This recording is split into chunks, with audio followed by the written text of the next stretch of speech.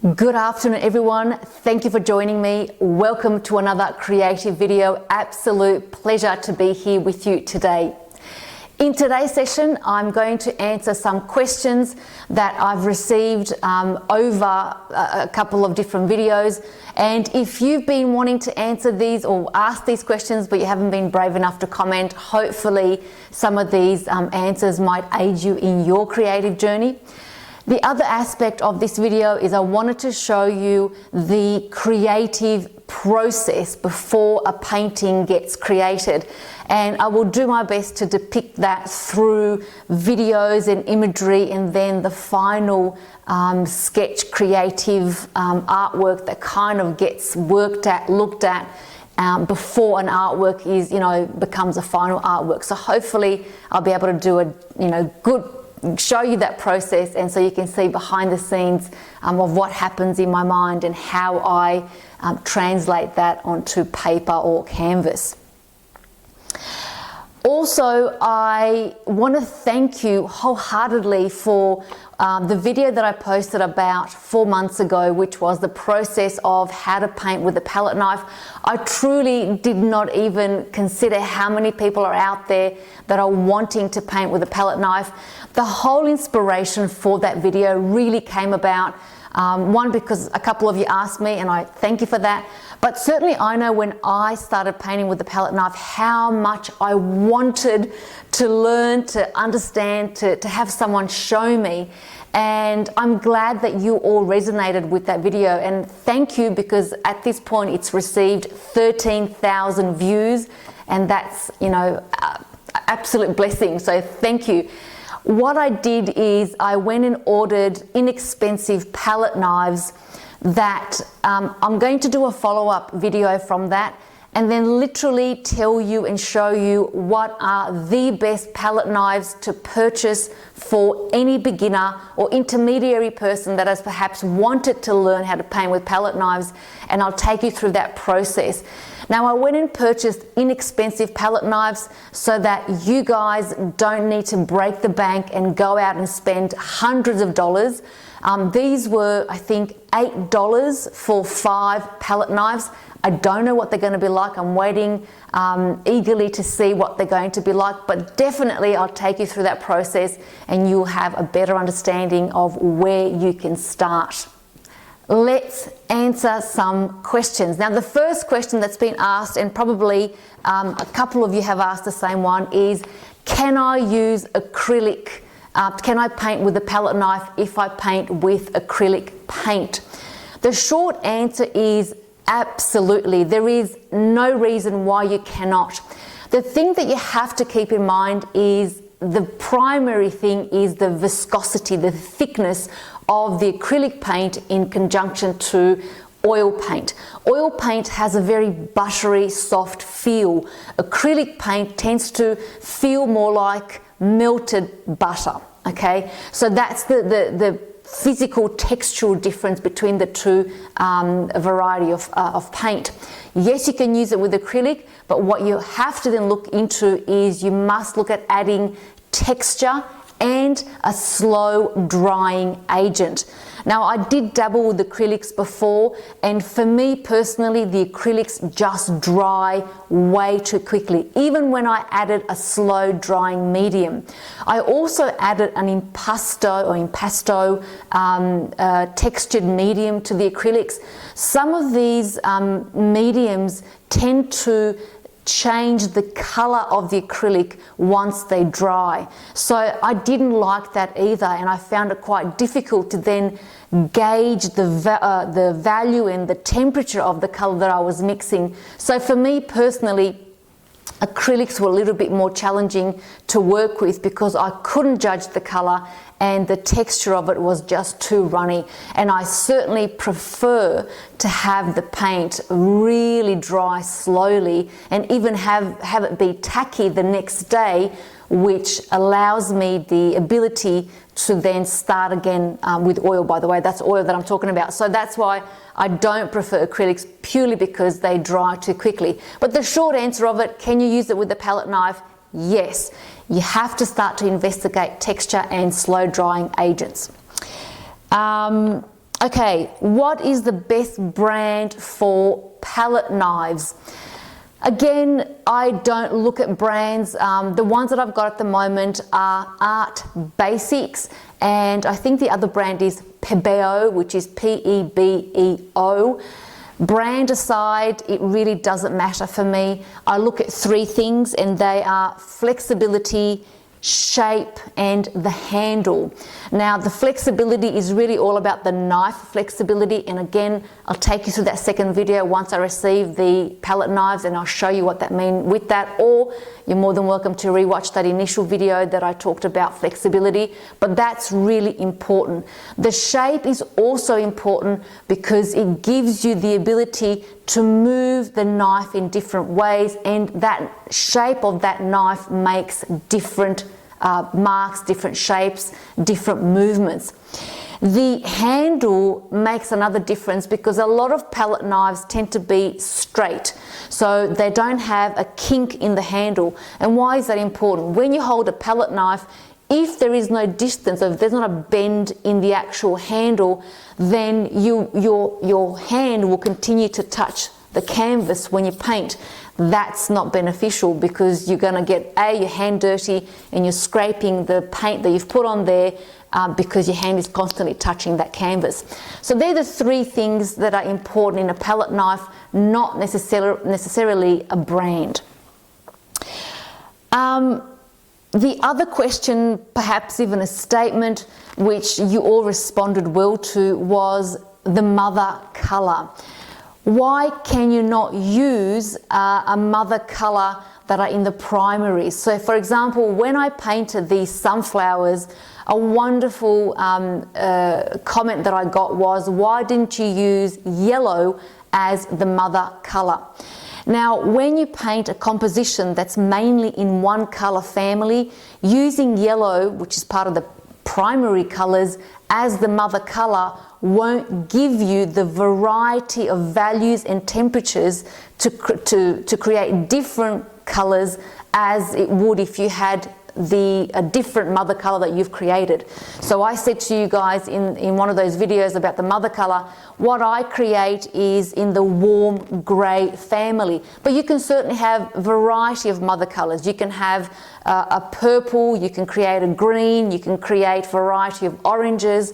The point is that if your composition is one color tone, in this case I did sunflowers, to use the yellow as the mother color is not going to give you the range in colors, in values and temperatures necessary to create in order to give it, definition, depth and movement. So that's the reason why I didn't use yellow, or why I would never use the primary colors as a mother color. When would you use the primary colors like your yellow, red and blues as the mother color? Let's say that you're now painting a landscape painting. So in that painting, you've got purple hills in the distance. Your middle ground is, some variation of a muted green, and your foreground might be a warmer color. If that scene is a warm scene, really sunny, vibrant, beautifully sun-filled scene, then absolutely I would use yellow as my mother color, because that yellow would add a lot of warmth in every tone that I create from background, middle ground to foreground. So there's always exception to the rules, but remember, if you're an example, if you're creating a monochromatic red composition, then using red as the mother color won't give you the variety and range of colors that you'd want to create if you just use red as the mother color. I hope that makes sense.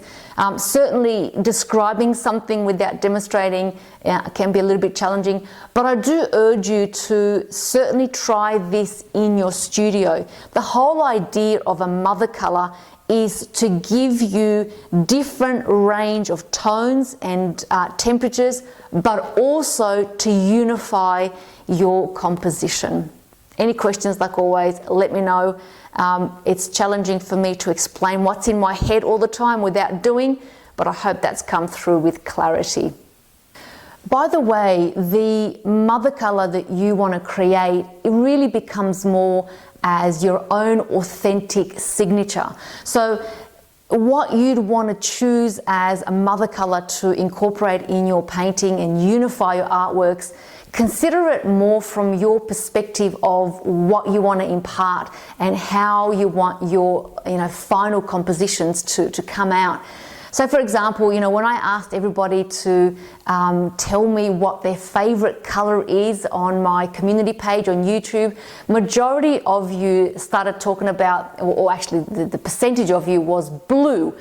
And that might be something that you want to consider. If you love the color blue, perhaps consider making a mother color that's more in that value. So you might want to use an ultramarine, add a little bit of, let's say, a Payne's grey to tone it down. Maybe then you want to add a little bit of burnt umber and a tad of cadmium yellow with maybe a little bit of white, but keep the majority of the color that you put in there, the ultramarine blue. And if you don't have ultra, maybe you want phthalo blue or cobalt blue, any blue basically, if blue is the color that resonates with you. So your mother color doesn't have to be in that gray family, but definitely have a mother color that you resonate with.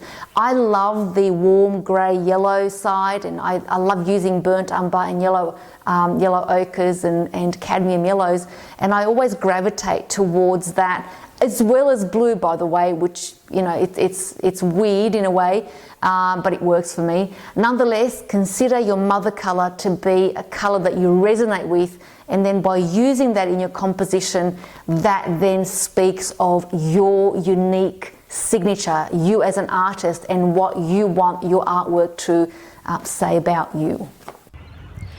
Last week, with a quaint 3-hour one-way driving adventure, I embarked on a journey to Sydney. A day was devoted to the pursuit of artistic delights. I walked the galleries and then wandered amidst the lush splendour of the Sydney Botanical Garden. Oh, what a marvel it was! The grass beneath my soul, so lush and inviting, beckoned for a barefoot promenade.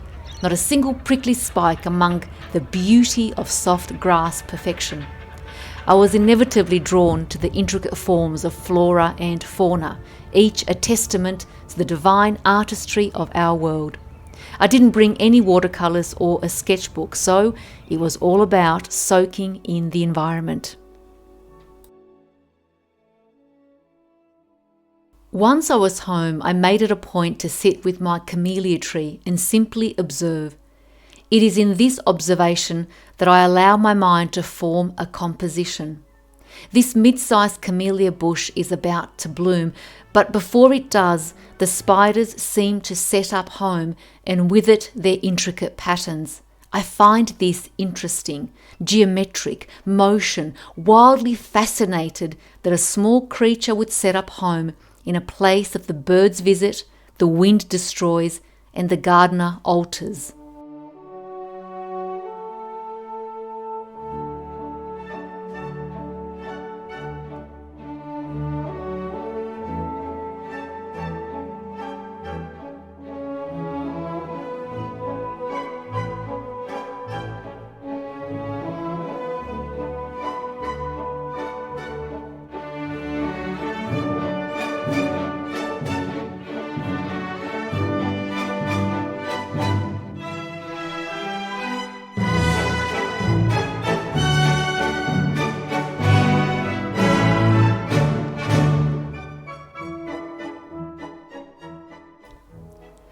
I had to utilise my magnifying glass over the camera lens to capture the delicate strands.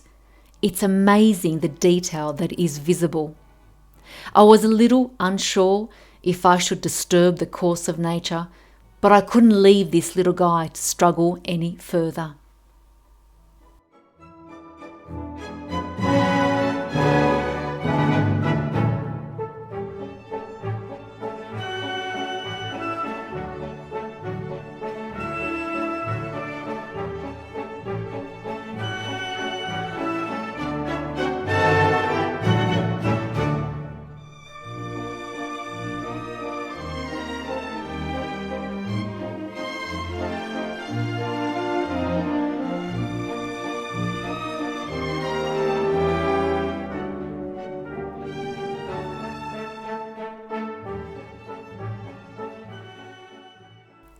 What you'll notice here is that I have swapped from my dominant right hand to the left.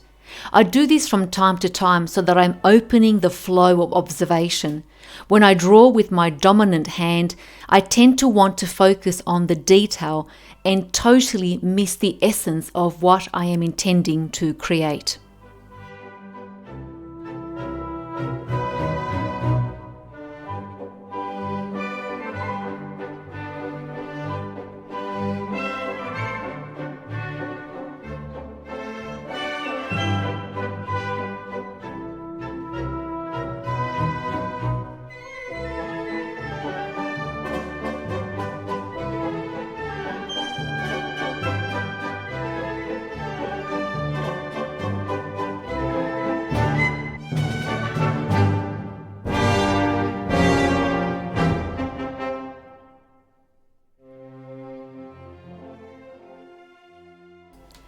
Here's the preliminary sketch idea. I love the look at how delicate these beautiful strands are, moving to the wind's rhythm, flowing in its melody from leaf to leaf.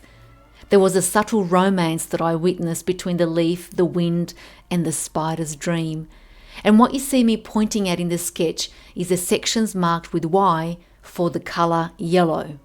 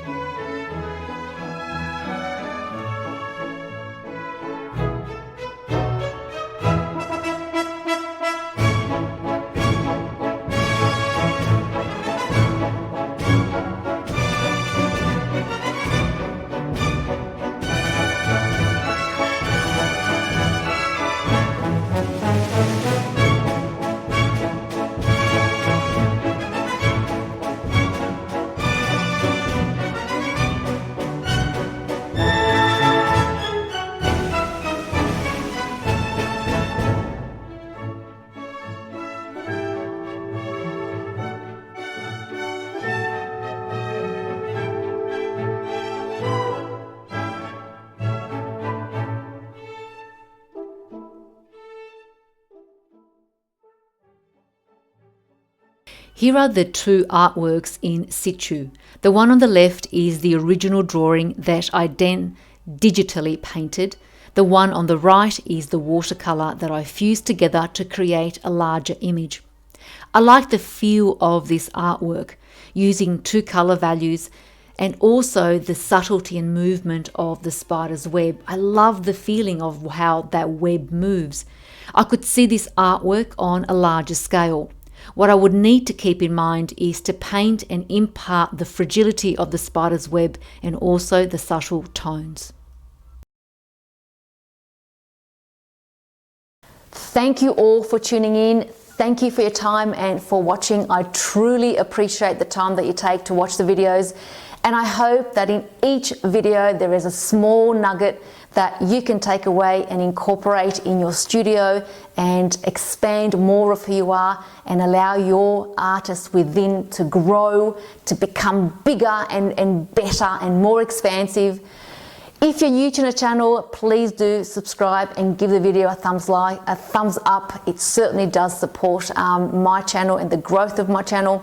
Any questions, please feel free to pop it down. More than happy to help and assist as best as I can. Stay tuned for the next video coming. I'm waiting for these beautiful palette knives to come through with eagerness and to create that next video and show you how a palette knife is easy to use and how you can incorporate into your artworks. In the meantime, create, expand, do, be, amplify. Life is meant to be experienced from a creative point of view, and it certainly will bring forward more joy, more liveliness to your day-to-day life when you play with color. Until next time, guys. Bye.